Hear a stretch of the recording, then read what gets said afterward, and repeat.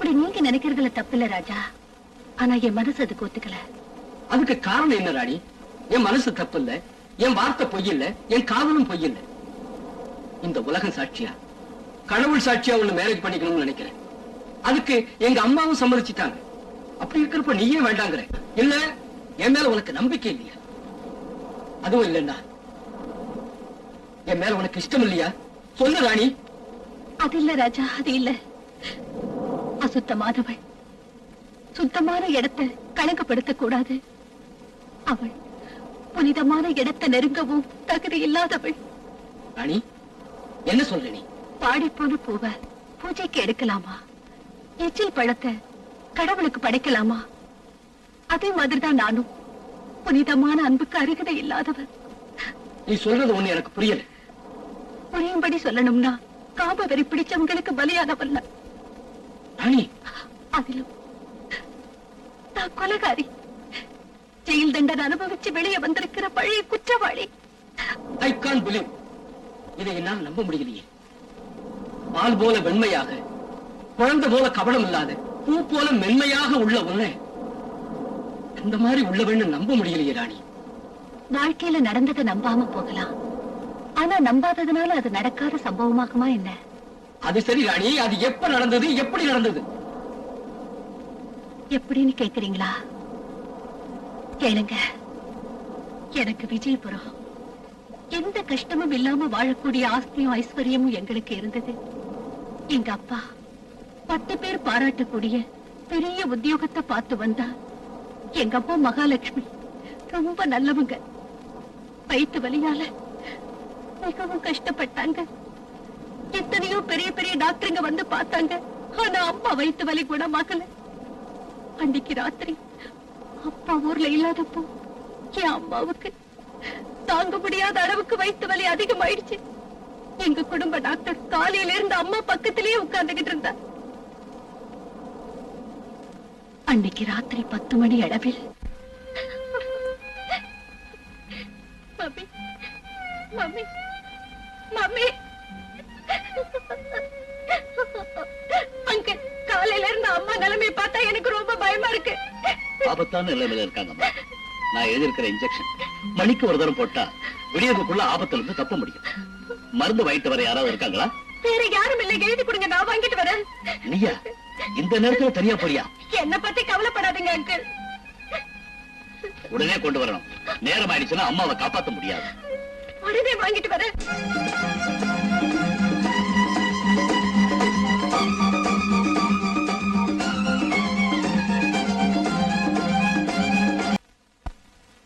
என்னங்க காஃபி? என்னங்க coffee tea tiffin சொல்லி நீங்க எனக்காக சிரமப்படுறது விட்டுடுங்கன்னு சொல்லிருக்கேன்ல. நீங்க சொல்லிருக்கீங்க, இருந்தாலும் பெண்ணுக்கு பெருமை தரக்கூடியது தாய்மை. அந்த ஸ்தானத்துக்குரியவளான உனக்கு கனகாபிஷேகம் செய்ய முடியாம போலாம். ஆனா நீ கஷ்டப்படாதபடி பார்க்கணும் இல்லையா? அண்ணா. ஓ ராணி, நீயா? வாமா வா. இவ ராணின்னு அன்பு தங்க, ஆறுங்க தங்கன்னு சொல்லுவீங்களே, இவளை பத்தி தானே? நான் பாக்கலனாலும் இவர் மூலமா உன்னை பத்தி நிறைய தெரிஞ்சு வச்சிருக்கேன். இந்த குற்றவாளியை பத்தி தெரிஞ்சுக்கிறதுக்கு என்ன இருக்கண்ணே? என்னம்மா அப்படி சொல்ற? ஏதோ சூழ்நிலையால சில சூழ்ச்சிக்காரங்களால ஜெயிலுக்கு போனவங்களை குற்றம் செஞ்சவங்கன்னு சொல்ல முடியாதும்மா. உன்னை பத்தி தெரிஞ்சதும் தன் பிள்ளையின் கஷ்டத்தை தெரிஞ்ச தாயாட்ட வேதனைப்பட்டேன். என்ன சொல்றீங்க? ஆமாம்மா, காலம் நீ கைதியாகும்படி செஞ்ச உன் கண்ணீர் கதைகளை கேட்டு ஒரு பெண்ணான நான் என்ன வேதனை அனுபவிச்சேன் தெரியுமா? எந்த பந்தமும் இல்லாத என்ன சகோதரினாரு கோபால் அண்ணா. அவரை காட்டிலும் பாசத்தோட பழகுறீங்க.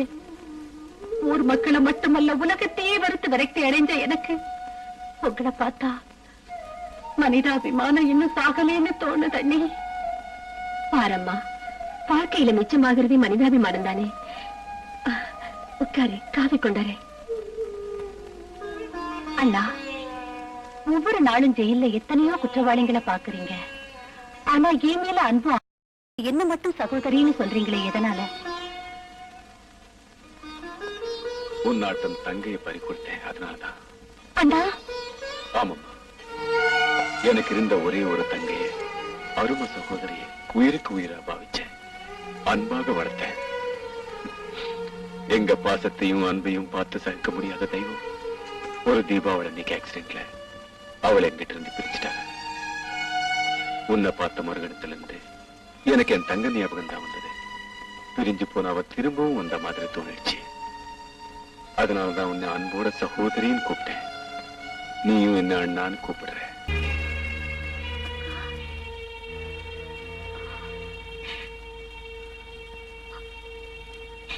என்ன மன்னிச்சிருக்கு.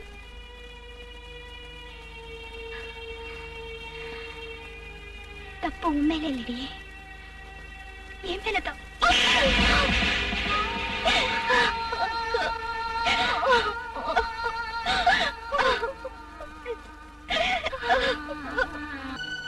என்னங்க, அந்த சமுத்திர அலைகளை பார்த்ததும் கண்ணீர் வந்துருச்சு உங்களுக்கு. எதனால? ஒரு சில கேள்விகளுக்கு பதில் மனசுக்குள்ளதான் இருக்கும், அத வார்த்தைகளால சொல்ல முடியாது.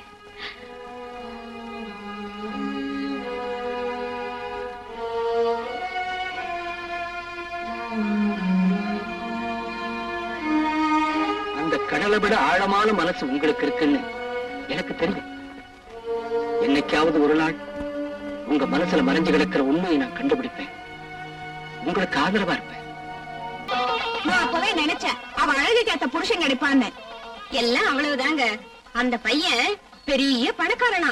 10 நாளைக்கு முன்னால ஏதோ வேலை விஷயமா இந்த ஊருக்கு வந்தானா. நம்ம சாந்தியை பார்த்தானா, இஷ்டமாயிடுச்சான். உடனே முகூர்த்தத்தை வச்சுட்டானா. பெருசா ஒண்ணும் பண்ணிக்க வேண்டாம், சாதாரணமா பண்ணிக்கலாம்னு அந்த பையனே சொல்லிட்டானா.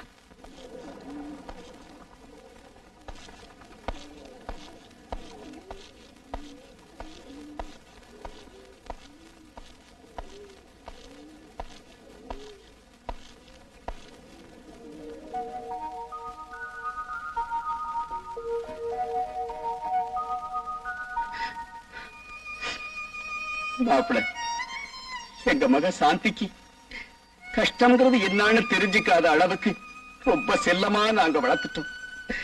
இப்போ என் மகளை உங்ககிட்ட ஒப்படைக்கிறேன். இவனுக்கு எந்த குறையும் ஏற்படாம நீங்க தான் பாத்துக்கணும். ஒன்னும் பயப்படாதீங்க மாமா.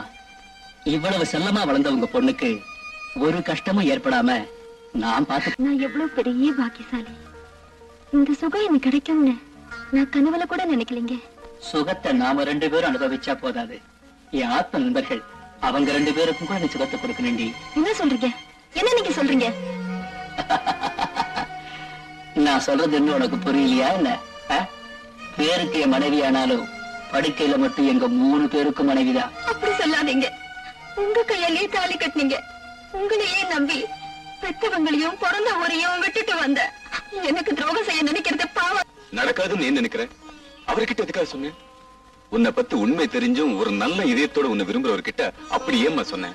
ஆமா ராணி, உன் கதைகள் தெரிஞ்சும் உன்னை விரும்புறவரை உதறி தள்ளுறது நல்லதில்லம்மா. அதுல நீ என் வாழ்க்கை தங்கு தடை இல்லாத ஓடுற காட்டாறு போல உள்ளது. அதுக்கு எந்த நிமிஷத்துல திசை மாறும்னு சொல்றதுக்கு இல்ல. அந்த மாதிரி உள்ள நான் ஒரு உத்தமனுக்கு மனைவிங்கிற பந்தத்தை ஏற்படுத்த விரும்பல. ஒண்ணு சொல்ல வேண்டாம், என் வாழ்க்கைங்கிற வெள்ள காகிதத்து மேல அழிக்க முடியாத கரப்பட்டுடுச்சு. இதுவே அதுல திருமண பத்திரிகைங்கிற வார்த்தைய எழுத முடியாதண்ணா, எழுத முடியாது. ஹலோ, யார் பேசுறது? நான் தான்மா சப்ஜெயிலர் சக்கரவர்த்தி பேசுறேன்.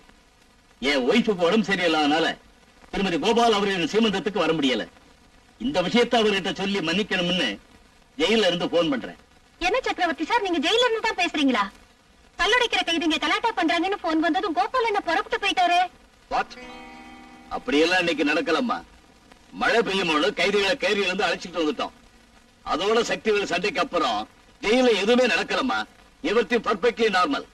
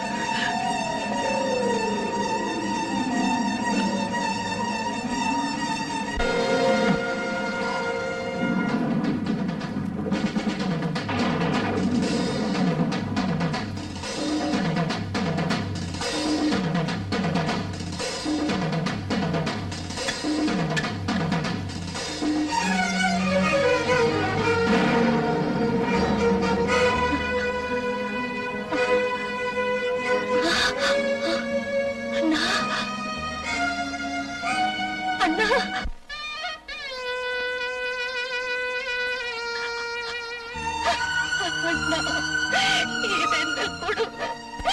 வாழ்நாள் முழுவதும் நீங்களும் அண்ணியும் எனக்கு ஆதரவாக இருப்பீங்கன்னு நினைச்சிருந்தேனே. என்ன தனியா விட்டுட்டு போயிட்டீங்களே.